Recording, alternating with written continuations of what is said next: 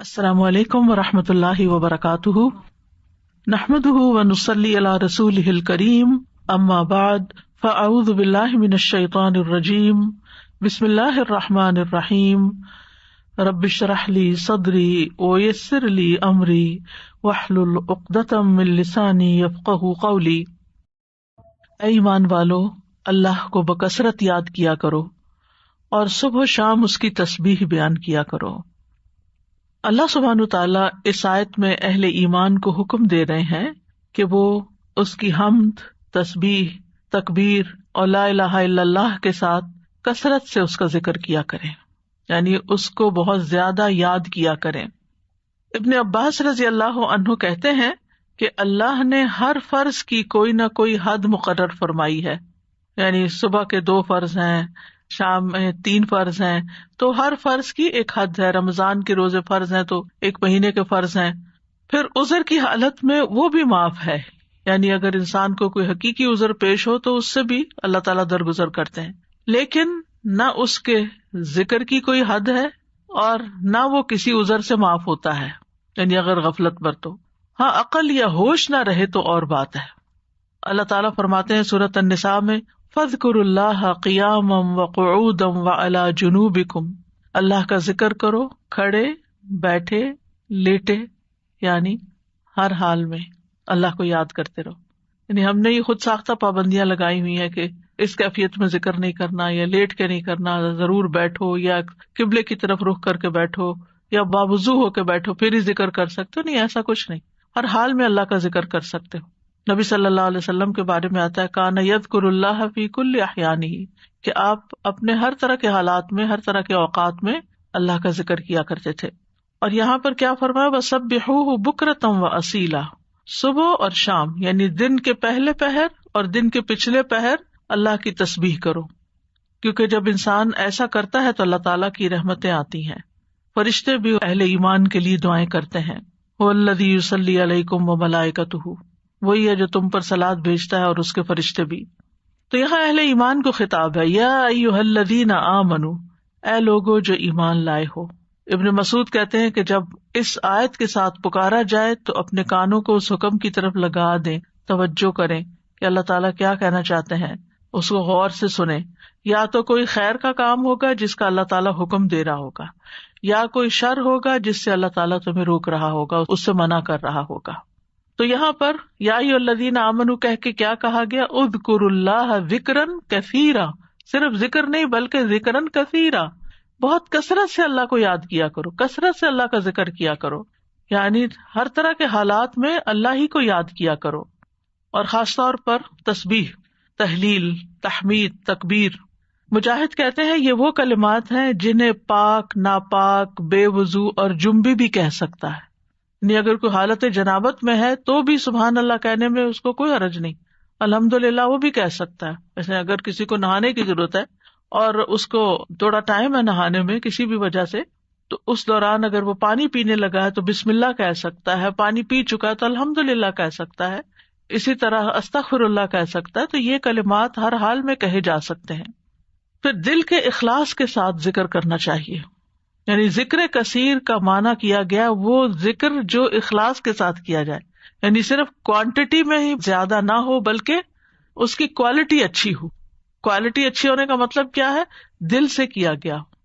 کثیر کا اپوزٹ قلیل ہوتا ہے، تو قلیل ذکر کون سا ہے، جو منافقین کرتے ہیں، لیکن عام دنوں میں ہم اس وقت کو دھیان نہیں کرتے۔ ٹھیک ہے، اگر اس وقت میں آپ کے کچھ مخصوص کام ہے گھر کے، یا واک کا وقت ہے، یا کوئی بھی، تو اس وقت کی برکت کی وجہ سے کہ یہ ذکر کا خاص وقت ہے۔ اور آپ نے یہ بھی دیکھا ہوگا کہ پرندے بھی صبح کے وقت سورج نکلنے تک چہچہا رہے ہوتے ہیں، اور پھر اس کے بعد جب چڑیا اپنے گھونسلوں کو جاتی ہیں اور جو ہی سورج غروب ہو جاتا ہے تو خاموشی سے سونے لگتی ہیں۔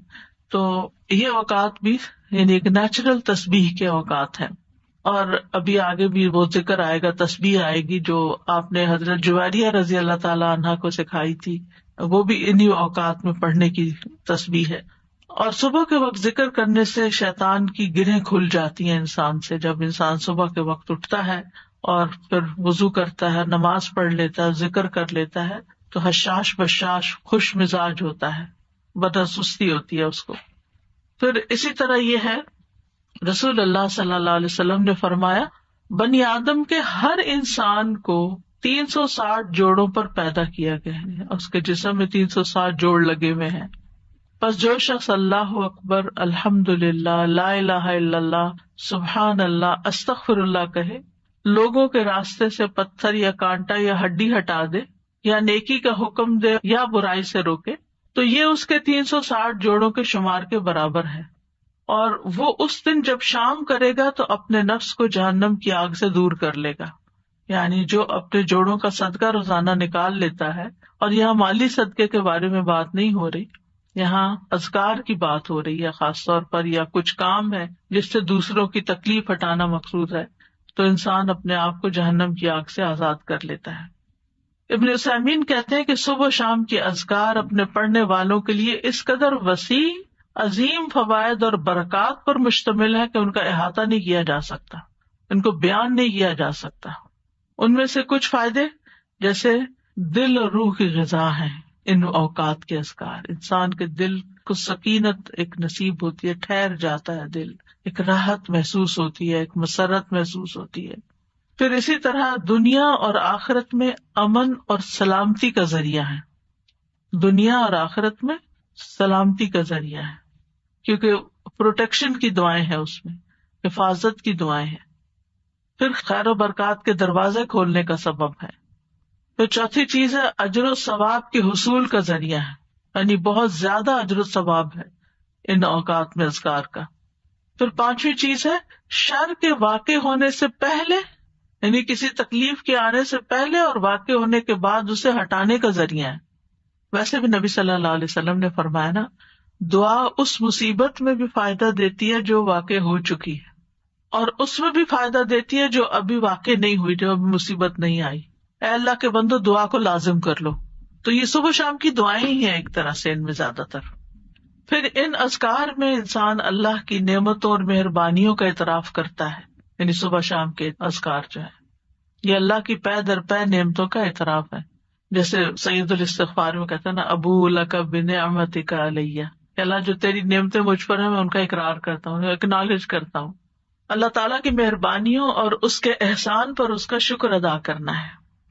پھر ساتویں چیز یہ ہے کہ رب کے سامنے فقر اور عاجزی کا اظہار ہے کہ میں تجھ سے بے نیاز نہیں ہوں، تیری ہی پروٹیکشن چاہتا ہوں، تیری طرف رجوع کرتا ہوں. پھر آٹھویں چیز یہ ہے کہ یہ بندے کی اصلاح کے اسباب میں سے ہے، اور خاص طور پر دل کی اصلاح. اور دل کی اصلاح ہو نہیں سکتی جب تک دل میں اللہ کی محبت یا اللہ کے لیے محبت اور اللہ کی تعظیم اور اللہ کی بڑائی اور اللہ تعالیٰ کے پاورفل ہونے اور اس کے سارے جو اسماء و صفات ہیں ان پر یقین نہ ہو. اس وقت تک اللہ کی بڑائی دل میں نہیں آتی. ابن عباس کہتے ہیں کہ جو شخص صبح شام کے اذکار پر حفاظت کرے، سچائی، ایمان اور اللہ پر بھروسہ اور اعتماد کرتے ہوئے یہ اذکار کرے، اور یہ دعائیں جن معنی پر دلالت کرتی ہوں ان کے لیے انسان کا سینہ کھلا ہوا ہو، تو یہ اسے جادو اور دیگر مصیبتوں کے واقع ہونے سے پہلے ان کے شر سے بچانے کا سب سے بڑا سبب ہے، اور تکلیف واقع ہو جائے تو ان کو ہٹانے کا بھی سب سے بڑا سبب ہے. یعنی ان کو چھوڑنا نہیں چاہیے، لیکن بعض اوقات کوئی تقدیر نافذ ہونی ہوتی ہے تو انسان بھول ہی جاتا ہے یا سویا ہی رہ جاتا ہے یا کوئی بھی وجہ بن جاتی ہے اور انسان غافل ہو جاتا ہے اور اتنے میں وہ واقع ہو جاتی ہے. ابن قیم کہتے ہیں کہ دعائیں اور تعوذات ہتھیار کی طرح ہیں، ہتھیار ہیں. ہتھیار مارنے والے کی قابلیت اور صلاحیت کے مطابق اثر کرتا ہے، صرف تیز دھار کے ساتھ نہیں. یعنی آپ کے پاس کیسی بھی سورڈ ہو، آپ کے پاس کیسی بھی گن ہو، لیکن اگر آپ کو چلانی نہیں آتی تو فائدہ نہیں ہے. جب ہتھیار کامل ہو اور اس میں عیب نہ ہو اور وہ بازو طاقتور ہو جو ہتھیار چلاتا ہے اور رکاوٹ نہ پائی جاتی ہو، تو اس ہتھیار کے ساتھ دشمن کے لیے تاثیر واقع ہوگی اور وہ دشمن کو بھگا دے گا، زخمی کر دے گا. اگر ان چیزوں میں سے کسی میں کوئی کمی ہو جائے تو تاثیر بھی کم ہو جائے گی. کون کون سی چیزیں؟ ہتھیار بھی اچھا، عیب بھی نہ ہو اور چلانا بھی صحیح آتا ہو. آپ نے عام طور پہ سنا ہوگا لوگ کہتے ہیں کہ ہم خود نہیں رقیہ کر سکتے، کسی راقی کے پاس جانے کی کیا ضرورت ہے. ہم بھی کر سکتے، وہی ضرور کرو، کسی نے منع تو نہیں کیا.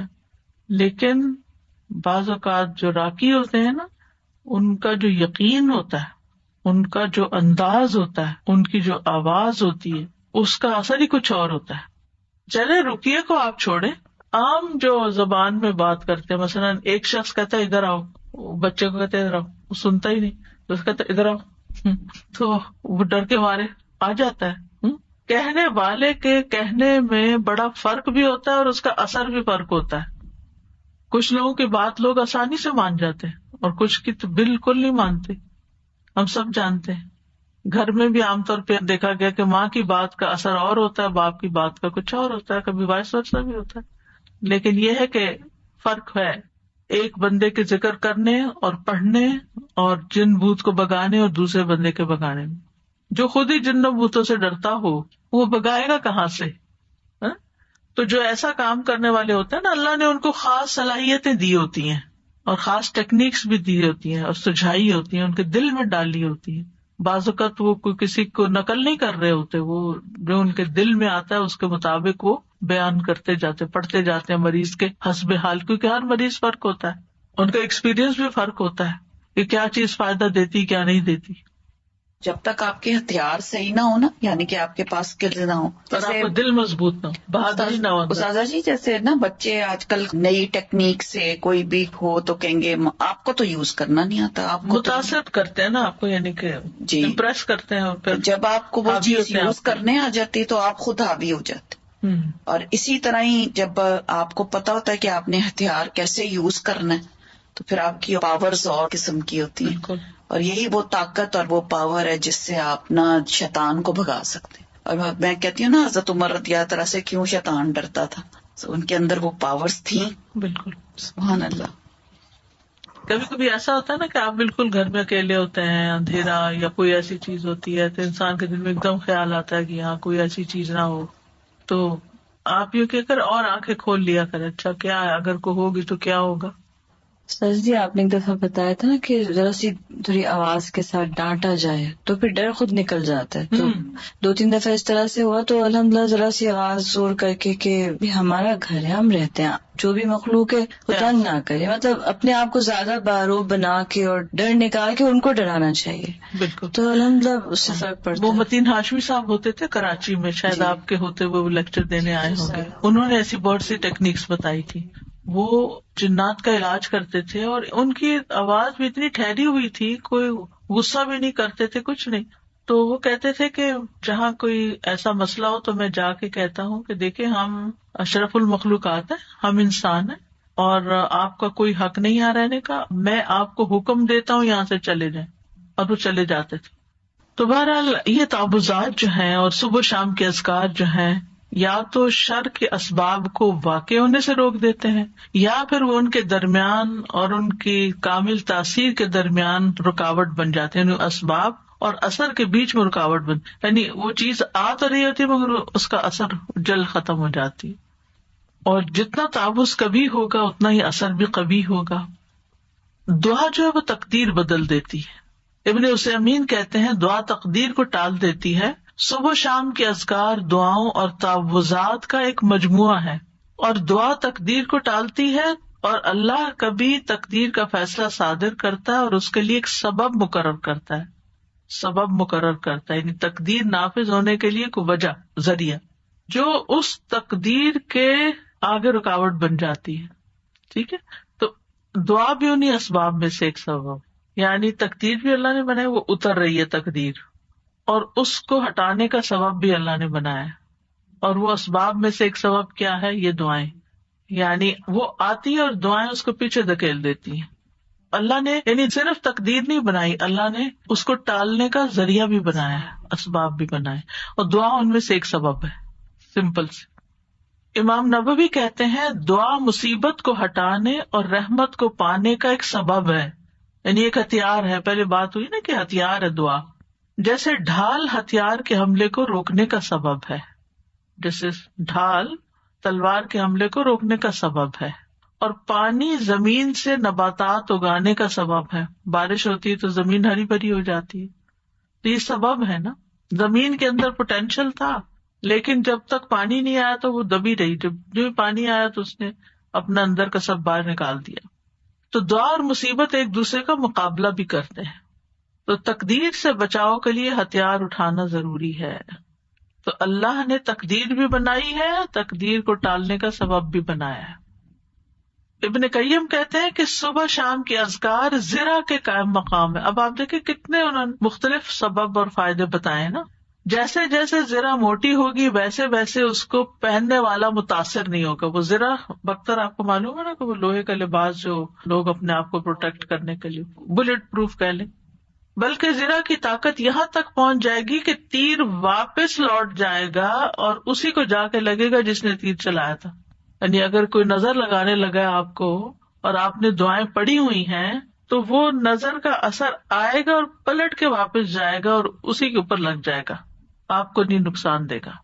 جی ہاں، بد دعا دیتا ہے اور آپ اس کے اہل نہیں ہے تو وہ واپس اسی پہ پلٹتی ہے۔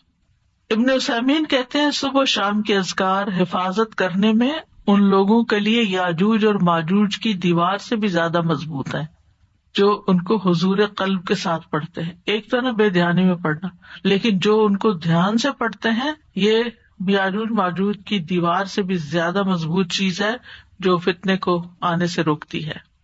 صحابہ صبح و شام کے اذکار کی حفاظت کیا کرتے تھے۔ ابو وائل فرماتے ہیں ہم ایک دن صبح کی نماز پڑھنے کے بعد عبداللہ بن مسعود کی طرف گئے اور دروازے سے سلام کیا تو انہوں نے ہمیں اجازت دے دی، مگر ہم تھوڑی دیر دروازے کے ساتھ ٹھہرے رہے تو ایک لونڈی آئی اور اس نے کہا آپ اندر کیوں نہیں آ رہے؟ پھر ہم اندر داخل ہوئے تو ابن مسعود بیٹھے تسبیحات کر رہے تھے۔ انہوں نے کہا تمہیں اندر آنے سے کس چیز نے روکا جبکہ میں نے تمہیں اجازت دے دی تھی؟ ہم نے کہا کوئی بات نہیں سوائے اس کے کہ ہم نے سوچا کہ گھر والوں میں سے شاید کوئی سو رہا ہو۔ تو ابن مسعود نے فرمایا کیا تم نے ابن ام عبد کے گھر والوں کے بارے میں غفلت کا گمان کیا؟ تم سمجھتے ہو ہم اس وقت سو رہے ہوتے ہیں؟ کیا سونے کا وقت ہے یہ؟ راوی نے کہا پھر ابن مسعود نے تسبیح شروع کر دی یہاں تک کہ انہوں نے گمان کیا کہ سورج نکل آیا۔ تو لونڈی سے فرمایا دیکھو کیا سورج نکل آیا؟ اس نے کہا ابھی نہیں نکلا۔ پھر تسبیح شروع کر دی۔ پھر انہیں خیال ہوا کہ سورج نکل رہا ہے۔ پھر کہا جاؤ دیکھو سورج نکل آیا، تو اس نے دیکھا کہ سورج نکل چکا تھا۔ ابن مسعود کہتے ہیں الحمدللہ الذی اقالنا یومنا ھذا ولم یہلکنا بذنوبنا، سب تعریف اللہ کے لیے جس نے آج ہم سے درگزر کیا اور ہمارے گناہوں کی وجہ سے ہمیں ہلاک نہیں کیا، کیونکہ تسبیحات جب کرتے ہیں تو گناہ بھی معاف ہوتے ہیں نا۔ تو اس سے یہ پتہ چلتا ہے کہ صحابہ کرام اپنے وقت سے کیسے فائدہ اٹھاتے تھے۔ تو یہ اوقات جو ہیں ان میں نہ تو آپ اپنا سیل فون کھولیں اور نہ ہی آپ اپنا کوئی اور ایسا کام کریں کہ جس کی کوئی خاص ضرورت نہ ہو۔ کوشش کریں کہ اس وقت جس مسئلے پہ نماز پڑھی ہے وہیں بیٹھے رہے، لیکن اگر کوئی مجبوری ہے، بچوں کا ناشتہ بنانا ہے، ہسبینڈ نے کام پہ جانا ہے یا کچھ، تو خاموشی سے اپنا کام کریں اور ساتھ ساتھ اپنے اذکار جاری رکھیں، ان کو نہ روکیں۔ یعنی اس وقت ڈانٹ ڈپٹ اور ادھر ادھر آوازیں دینا، چیخنا چلانا گھر وہ نہ ہو۔ یعنی ایک احترام کا وقت ہو کہ یہ اذکار کا وقت ہے، خود بھی کرے اور بچوں کو بھی اس کا پابند بنائے، گھر والوں کو بھی تاکید کرے۔ اب اس میں حضرت ابن مسعود کا عمل آپ دیکھیں، ان کو اندر بلا لیا، وہ نہیں آ رہے تو ان کو بلایا اندر آ جاؤ، اندر آ گئے، تھوڑی سی بات کی اور اپنا ذکر جاری رکھا۔ یہ نہ کوئی بد اخلاقی ہے نہ کوئی بدتمیزی ہے، یہ کسی گھر جانے کا تو وقت نہیں ہے، لیکن شاید کسی کام سے آئے ہو یا علم کے لیے کچھ پوچھنے آئے ہو، کیونکہ فقیہ بھی تھے ابن مسعود، تو ان سے ہو سکتا کوئی مسئلہ دریافت کرنے آئے ہو، اللہ عالم، وضاحت نہیں ملتی کہ وہ آئے کیوں تھے سب، لیکن انہوں نے اپنے وقت کی قدر کی اور اس وقت میں جو کام کرنا تھا وہ پورا کیا۔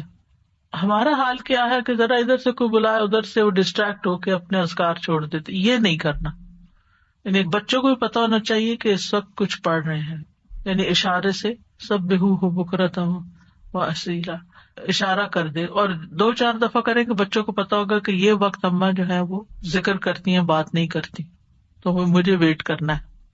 پھر اسی طرح وہ کہتے ہیں کہ بہت سے لوگ اس میں کوتاہی کرتے ہیں، یہ وقت یا سونے میں گزار دیتے ہیں، سستی میں یا کمزوری میں یا گھٹیا کام کرنے میں، یعنی جو اس سے کم تر درجے کے کام ہوتے جو کسی اور وقت میں بھی ہو سکتے ہیں، لیٹر آن ہو سکتے ہیں۔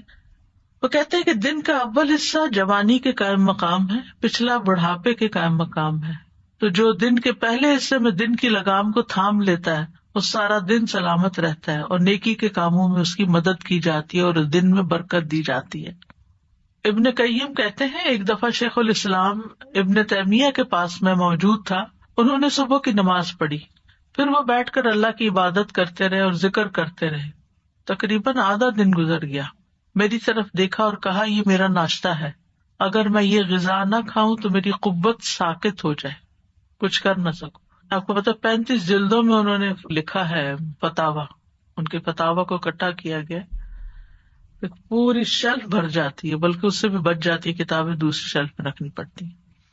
تو ہم سوچئے کہ اتنے بڑے بڑے کام لوگ کس طرح کر جاتے تھے اللہ کی مدد کے ساتھ، اور اللہ کی مدد اللہ کے ذکر کے ساتھ آتی ہے. اور خاص طور پر فجر کے بعد سونے کو جو ناپسند کرنا، کیونکہ وہ برکت کا وقت ہوتا تھا. ابن قیم کہتے ہیں سلف صالحین کے نزدیک یہ بات ناپسندیدہ اور مکروہ تھی کہ صبح کی نماز سے لے کر سورج کے طلوع ہونے تک انسان سوئے. یہ غنیمت کا وقت ہے. سورج نکل آئے پھر اپنا کام کاج کر کے اگر آپ دوبارہ ریسٹ کرنا چاہیں کیونکہ راتیں چھوٹی ہیں تو پھر اور بات ہے. یہ وقت رزق کے نازل ہونے کا اور رزق بانٹنے کا وقت ہے، اس میں برکت نازل ہوتی ہے. اب اس کے بعد ہے صبح شام کے اذکار کے آداب جو ہے وہ کیا ہے.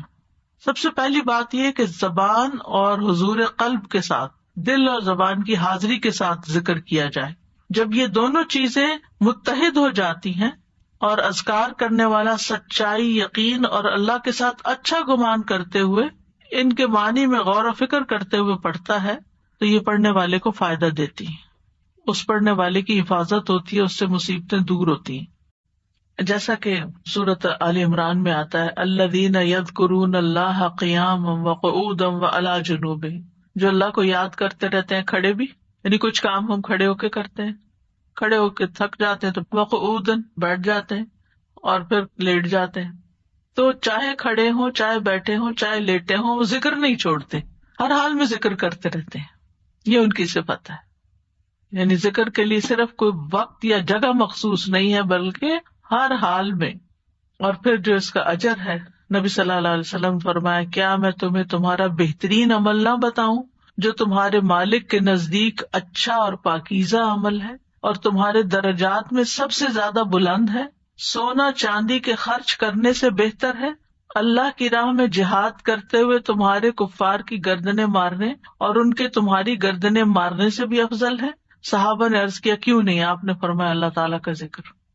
یعنی بعض اوقات انسان سوچتا ہے نا کہ میں تو کچھ کر نہیں پا رہا، لوگ تو بڑے بڑے نیکی کے کام کر جاتے ہیں، اتنے مالدار ہیں، وہ اتنا صدقہ خیرات کرتے ہیں. خاص طور پر انسان جب ایسی چیریٹیز کے بارے میں سنتا ہے جو لوگ بہت آگے بہت بڑے بڑے کام کرتے ہیں تو انسان سوچتا ہے کہ میرے پاس تو کچھ ہے ہی نہیں کرنے کے لیے، میں تو ان کے برابر کبھی آ ہی نہیں سکتا. کچھ لوگ ہر سال حج عمرے پہ چلے جاتے ہیں، انسان سوچتا ہے میں تو یہ بھی نہیں کر سکتا. اسی طرح کچھ لوگ اور بڑے بڑے کام کر رہے ہوتے ہیں، خدمت خلق کے بڑے کام کر رہے ہوتے ہیں.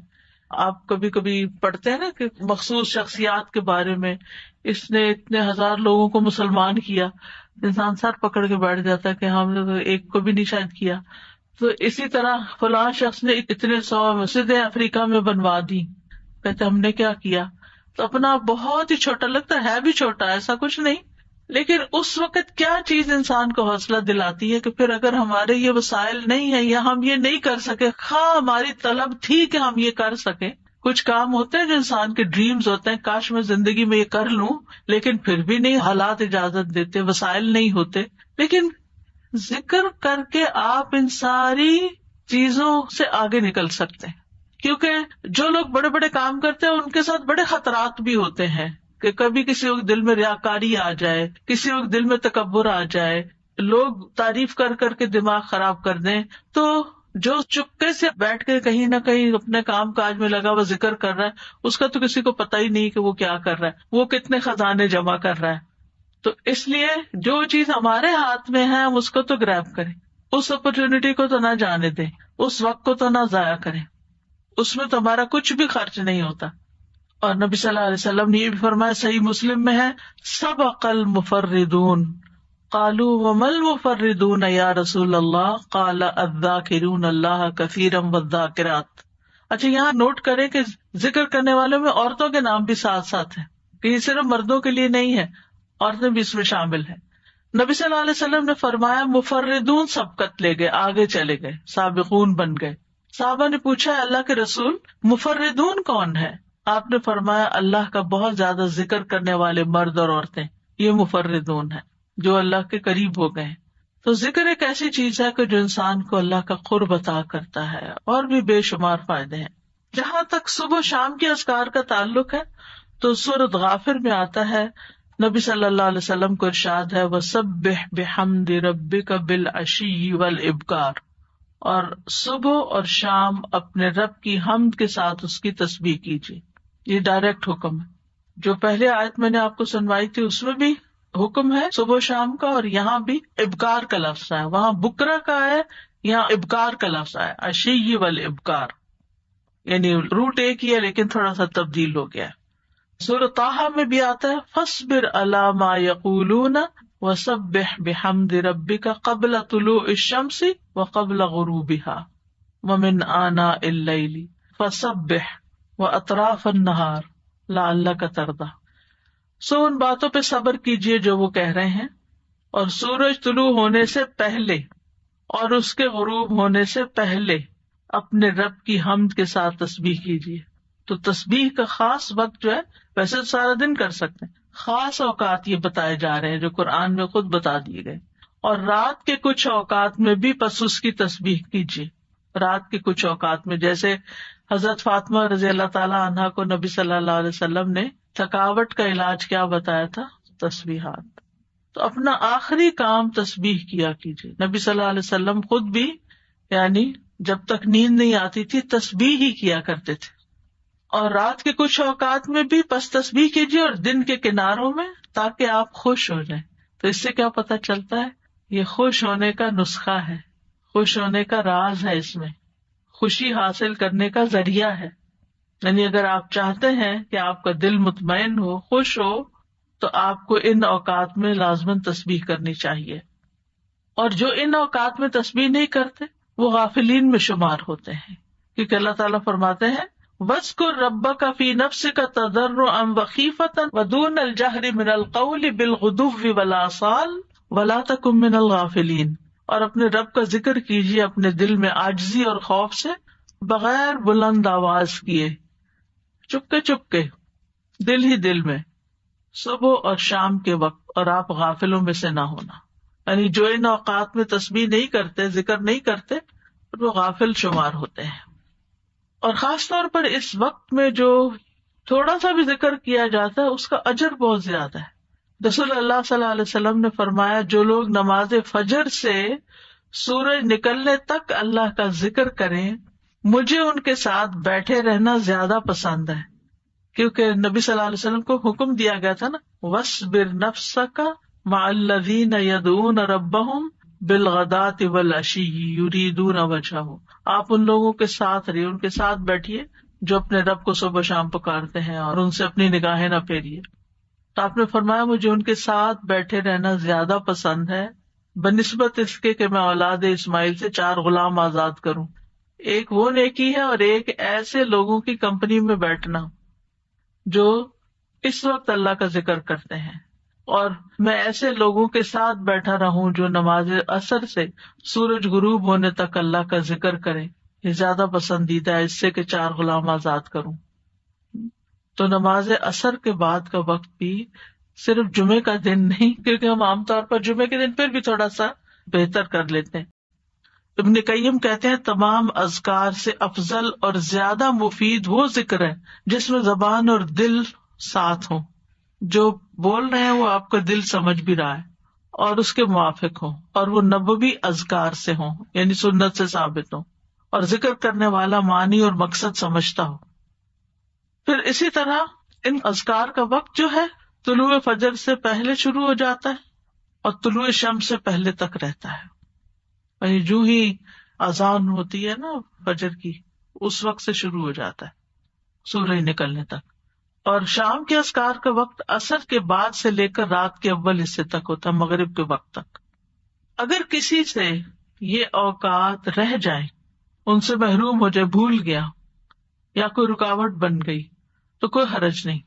صبح کے اذکار چاشت کا وقت ختم ہونے تک پڑھ لے اور شام کے اذکار رات کے 1/3 حصے تک پڑھ لے. لیکن یہ رخصت ہے، اصل وقت ان کا سورج نکلنے سے پہلے اور غروب ہونے سے پہلے کا. یہ ابن باز کہتے ہیں سنت یہ ہے کہ صبح اور شام کے اذکار اور دعاؤں کو ان کے وقت میں ادا کرنے کی حفاظت کی جائے. جب ان کا وقت ختم ہو جاتا ہے تو وہ ثواب بھی ان کے وقت کے ساتھ ختم ہو جاتا ہے جو اس وقت سے متعلق تھا. اب صبح شام کے اذکار میں سب سے پہلا ذکر آیت الکرسی کا ہے. آیت الکرسی کیا ہے؟ اللہ لا الہ الا هو الحی القیوم آخر تک.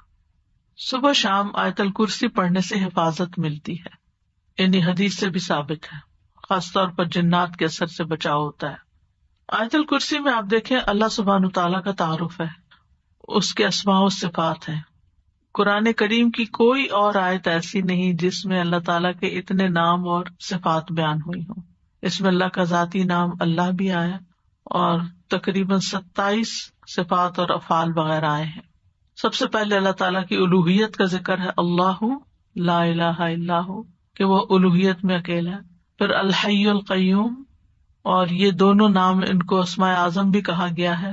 حی زندہ ہے، نہیں اس کو کبھی موت نہیں آئی، کمال صفات میں سے، اور قیوم قائم رکھنے والا کمال افعال میں سے. بعض لوگ یہ سوال کرتے ہیں نا کہ اللہ تعالیٰ کو کس نے پیدا کیا ہے؟ تو اللہ سبحانہ تعالیٰ کی کوئی بگننگ نہیں ہے جیسے ہماری بگننگ ہے اور ہمارا ایک اینڈ ہے. نہیں، اللہ کی ایسے نہیں. اس میں آپ دیکھیے کہ ٹائم کا کریٹر اللہ ہے، تو جب ٹائم ہی نہیں تھا تب بھی اللہ ہے. یہ مہینے اور سال کس نے بنائے، اور ان کی نشاندہی کس سے ہوتی؟ سورج سے. تو ایک وقت تھا کہ سورج نہیں تھا، دن اور رات نہیں تھے، مہینے اور سال نہیں تھے، اللہ تعالیٰ اس وقت بھی موجود تھا. هو الاول، وہی اول ہے، والآخر والظاہر والباطن. تو اس لیے اللہ سبحانہ وتعالیٰ کو پہچاننا ضروری ہے، اس کو جاننا ضروری ہے. اور اس پہچان اور جان کے ساتھ اگر آپ پھر ذکر کرتے ہیں تو اس کا اثر ہی کچھ اور ہوتا ہے. آیت الکرسی بہت پاورفل آیت ہے. اس کے پاور کی وجہ کیا ہے؟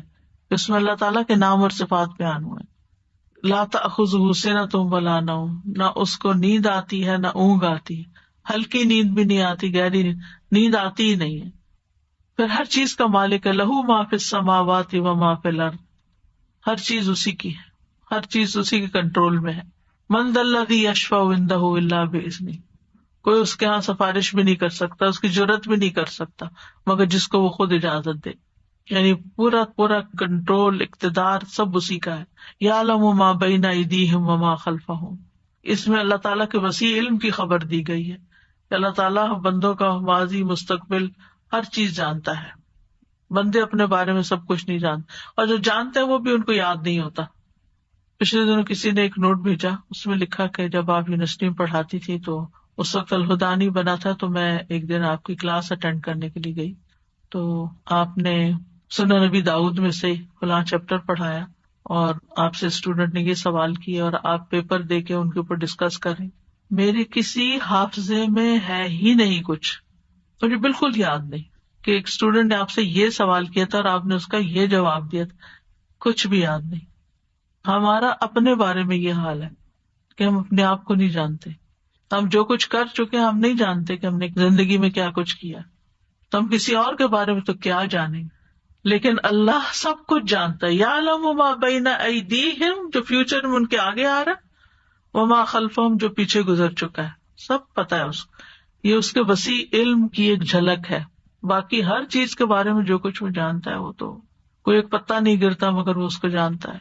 خشکی میں، سمندر میں، آسمانوں میں، زمین میں، کسی پتھر کے اندر ایک دانہ بھی چھپا ہوا تو مثقال ذرۃ فی السماء والارض ولا یحیطون بشیء من علمہ الا بما شاء، اور جو اس کا علم ہے اس میں سے کوئی اس کے علم کا احاطہ ہی نہیں کر سکتا مگر جتنا وہ چاہتا ہے. یعنی اس کے علم کا بہت تھوڑا حصہ انسانوں کو ملا.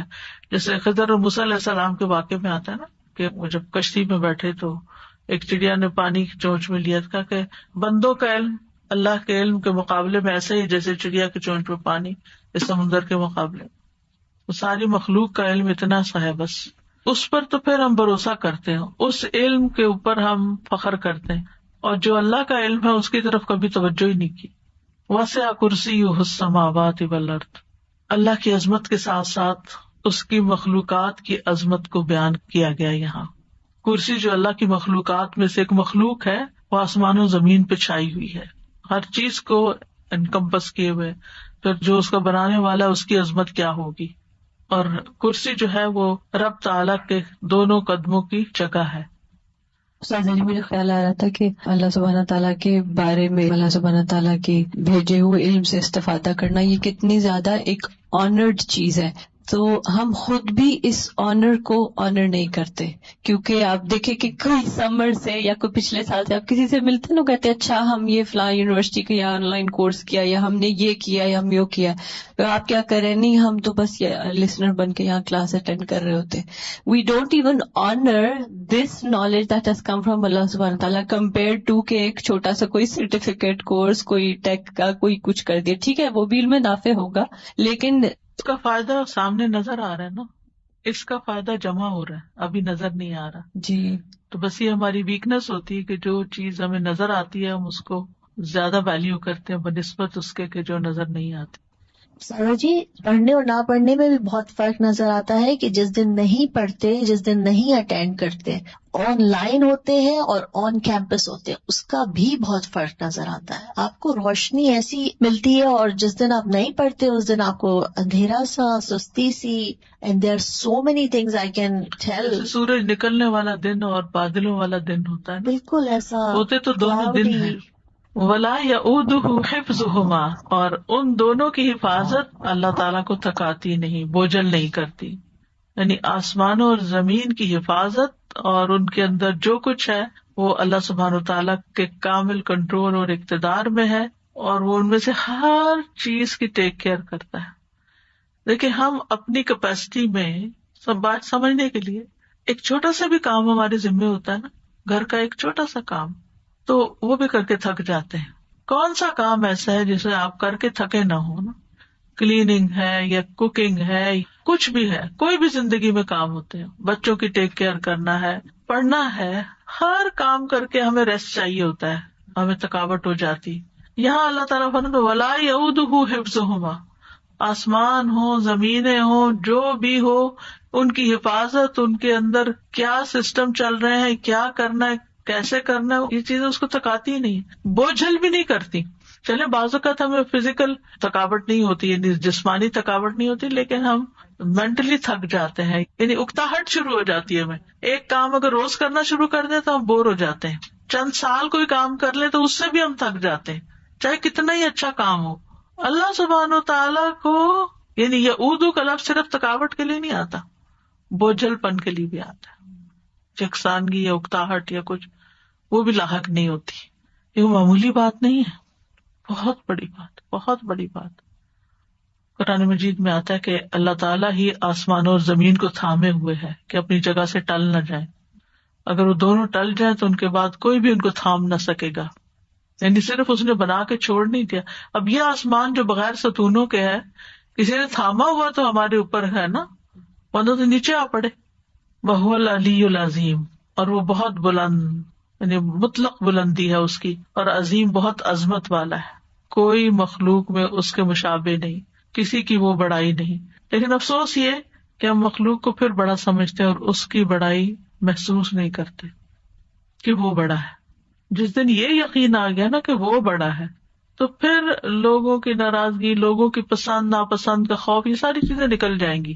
پھر اللہ کے حکم پر عمل کرنا بھی آسان ہوگا کہ اللہ بڑا ہے نا، اللہ میرے شوہر سے بھی بڑا ہے، اللہ میرے بہن بھائیوں سے بھی بڑا ہے، اللہ اس سوسائٹی سے بھی بڑا ہے، اللہ سارے فلاسفر سے اور سارے قانون دانوں سے اور سارے سائنٹسٹ سب سے بڑا ہے، تو اس کا حکم بھی سب سے بڑا ہے میرے لیے. پھر آپ کو کوئی بھی اس کا حکم ماننے میں مشکل لگے گی نہیں. تو بہرحال آج اتنا ہی کرتے ہیں انشاءاللہ تعالی. ابھی بہت سی دعائیں اور بھی ہیں.